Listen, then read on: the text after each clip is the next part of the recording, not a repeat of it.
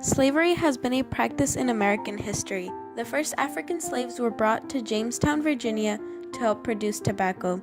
This practice carried out from the 1700s to the 1800s until the Civil War in 1861. Slavery consisted of people of color being ruled over by white men. Today we see this brutality as a shameful time in our history, but back then this was seen as a cheap method to help crop production. Luckily, we were not put through these conditions, but how did it all change? After slavery was officially abolished in June 19, 1865, people of color were given legal status. Although there was a catch. These people were separated from Caucasians, starting the era of segregation. In this time, people of color were not allowed in the same schools, businesses, and restaurants. White people were given better service. This oppression got to a lot of people, striking an era of protests. Although these protests had a good cause, unfortunately others did not see it. Peaceful protests turned violent, with protesters being sprayed with hoses of water and their houses being bombed. One of the civil rights movement's biggest contributions was helping the young get better education. In 1964, American schools were desegregated, allowing all children equal access to education.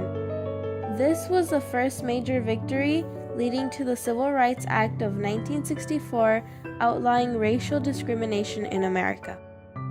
As people fought for civil rights, women fought for their rights too. A key leader in the suffragette movement was Susan B. Anthony. Her ways were to work as a team. Her great friend Elizabeth Cady Stanton was there throughout the majority of her accomplishments. She was able to close the wage gaps between female and male teachers.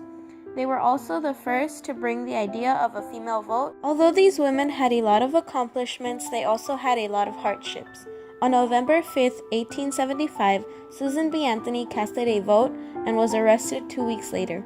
The policeman said she could go because she was a female, but Susan stuck with her morals and did time in jail because she believed that men and women should be treated equally. Also, a lot of people were against suffragette efforts and created organizations, made rude comments, and beat suffragettes to prove the point that women shouldn't vote. Luckily, these ladies stayed classy and didn't fight back with force, but with peaceful protest, although they did use harsh depictions to prove their point. Overall, suffragettes did not stop until they got what they deserved. Due to the efforts of our ancestors, women can follow their dreams of working and contributing to the country. Our children can be together no matter the color of their skin. We can all be free, and that's what makes this an amazing time.